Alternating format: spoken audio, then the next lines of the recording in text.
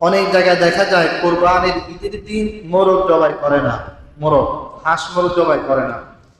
কারণ কি, যে ঈদের দিন মোরগ জবাই করা জায়েজ নেই এমন একটি কথা না।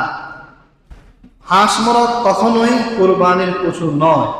অতএব আপনি হাঁস মোরগ যে কোনো দিন জবাই করতে পারবেন, তবে হ্যাঁ, শর্ত হচ্ছে এটা মনে করতে পারবেন না যে হাঁস মোরগ দিয়ে আমি কোরবানি দিচ্ছি, এটা মনে করলে জায়েজ হবে না।